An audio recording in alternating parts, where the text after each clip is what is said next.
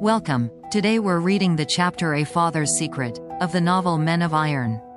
Now, sit tight and let's get into it. What Miles remembered of Falworth loomed great and grand and big, as things do in the memory of childhood, but even memory could not make Falworth the equal of Devon Castle, when, as he and Dickon Bowman rode out of Devon town across the great, rude stone bridge that spanned the river, he first saw, rising above the crowns of the trees, those huge hoary walls, and the steep roofs and chimneys clustered thickly together, like the roofs and chimneys of a town. The castle was built upon a plateau-like rise of ground, which was enclosed by the outer wall. It was surrounded on three sides by a loop-like bend of the river, and on the fourth was protected by a deep, broad, artificial moat, almost as wide as the stream from which it was fed. The road from the town wound for a little distance along by the edge of this moat. As Miles and the old bowman galloped by, with the answering echo of their horses' hoof-beats rattling back from the smooth stone face of the walls, the lad looked up, wondering at the height and strength of the great ancient fortress. In his air castle building, Miles had pictured the Earl receiving him as the son of his one-time comrade in arms receiving him, perhaps, with somewhat of the rustic warmth that he knew at Crosby Dale. But now, as he stared at those massive walls from below, and realized his own insignificance and the greatness of this great Earl, he felt the first keen, helpless ache of homesickness shoot through his breast, and his heart yearned for Crosby Holt again. Then they thundered across the bridge that spanned the moat, and through the dark shadows of the great gaping gateway, and Dickon, bidding him stay for a moment, rode forward to bespeak the gatekeeper. The gatekeeper gave the two in charge of one of the men-at-arms who were lounging upon a bench in the archway, who in turn gave them into the care of one of the house servants in the outer courtyard. So, having been passed from one to another, and having answered many questions, Miles in due time found himself in the outer waiting room sitting beside Dickon Bowman upon a wooden bench that stood along the wall under the great arch of a glazed window.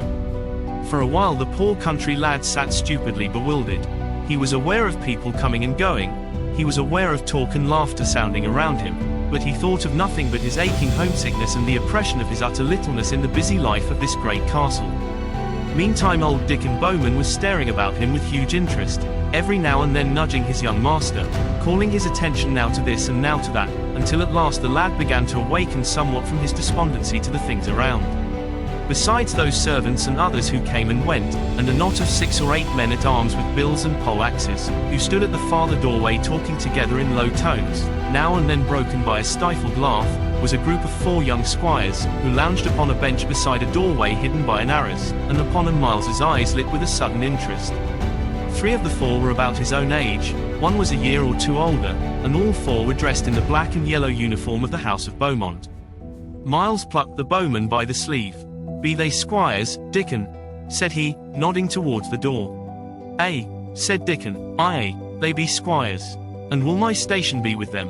asked the boy. "Ay, and the Earl take thee to service, thou haply be taken as squire." Miles stared at him, and then of a sudden was aware that the young men were talking of him. He knew it by the way they eyed him askance, and spoke now and then in one another's ears.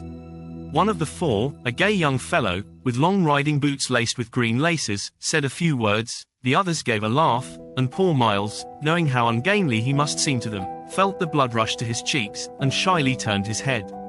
Suddenly, as though stirred by an impulse, the same lad who had just created the laugh arose from the bench, and came directly across the room to where Miles and the bowman sat. "Give thee good den," said he. "What be's it thy name and whence comest thou, and I may make bold so to ask?"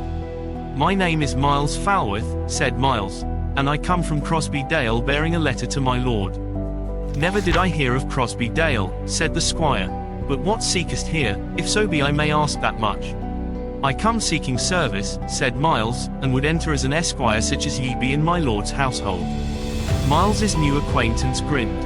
"Thou make a droll squire to wait in a lord's household," said he. "Hast ever been in such service?" "Nay," said Miles, "I have only been at school, and learned Latin and French and what not. But Dickon Bowman here hath taught me use of arms." The young squire laughed outright. "By a lady, thy talk doth tickle me, friend Miles," said he.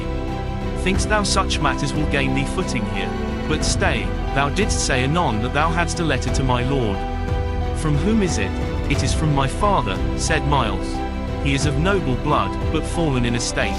He is a kinsman of my lord's, and one time his comrade in arms." "Say'st so?" said the other. Then mayhap thy chances are not so ill, after all. Then, after a moment, he added, My name is Francis Gascoigne, and I will stand thy friend in this matter. Get thy letter ready, for my lord and his grace of York are within and come forth anon. The archbishop is on his way to Dalworth, and my lord escorts him so far as Uppingham. I and those others are to go along. Dost thou know my lord by sight? Nay, said Miles, I know him not. Then I will tell thee when he cometh. Listen, said he, as a confused clattering sounded in the courtyard without. Yonder are the horses now. They come presently. Busk thee with thy letter, friend Miles. The attendants who passed through the anteroom now came and went more hurriedly, and Miles knew that the Earl must be about to come forth. He had hardly time to untie his pouch, take out the letter, and tie the strings again when the arras at the doorway was thrust suddenly aside, and a tall thin squire of about 20 came forth, said some words to the young men upon the bench, and then withdrew again.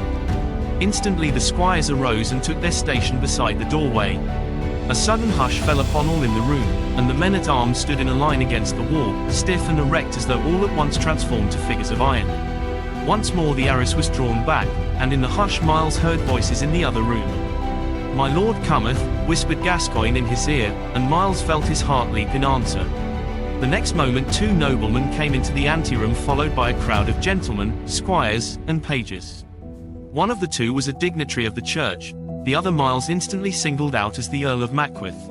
Did you enjoy today's chapter of Men of Iron? Why not subscribe and ring the bell?